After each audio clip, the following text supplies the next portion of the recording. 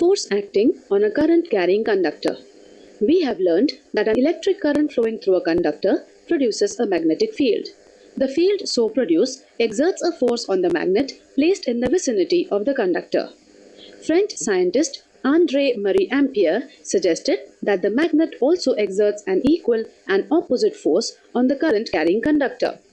The force due to magnetic field acting on a current carrying conductor can be demonstrated through the following activity. Take a small aluminium rod AB of about 5 cm length. Using two connecting wires, suspend it horizontally from a stand as shown in the figure. Place a strong horseshoe magnet in such a way that the rod lies between the two poles of the magnetic field directed upwards. For this, put the north pole of the magnet vertically below and south pole vertically above the aluminium rod. Connect the aluminium rod in series with a battery, a key, and a rheostat. Now pass the current through the aluminium rod from end B to end A. What do you observe? It is observed that the rod is displaced towards the left. You will notice that the rod gets displaced. Reverse the direction of the current flowing through the rod and observe the direction of its displacement. It is now towards the right.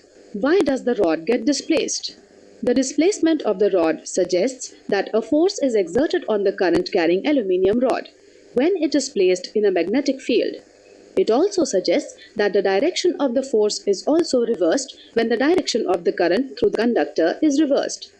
Now change the direction of the field to vertically downwards by interchanging the two poles of the magnet.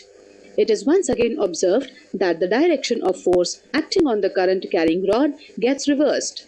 It shows that the direction of the force on the conductor depends upon the direction of the current and the direction of the magnetic field. Experiments have shown that the displacement of the rod is largest or the magnitude of the force is maximum when the direction of the current is at right angles to the direction of the magnetic field. To find the direction of the force acting on the current carrying conductor, we use Fleming's left-hand rule.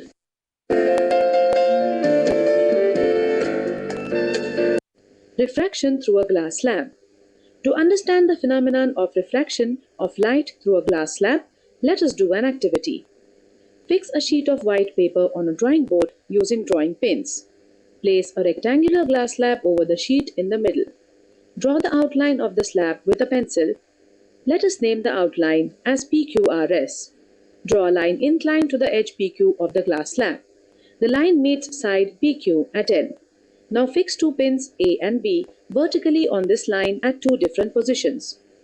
Look for the images of the pins A and B through the opposite edge of the glass slab. Fix two other pins, say C and D, such that these pins and the images of pins A and B are seen in a same straight line. Remove the pins and slab. Join the positions of the tip of pins C and D by a line which meets side SR in M. Join the points N and M. Also produce line AB up to N. Ray AN gives the direction of incident ray.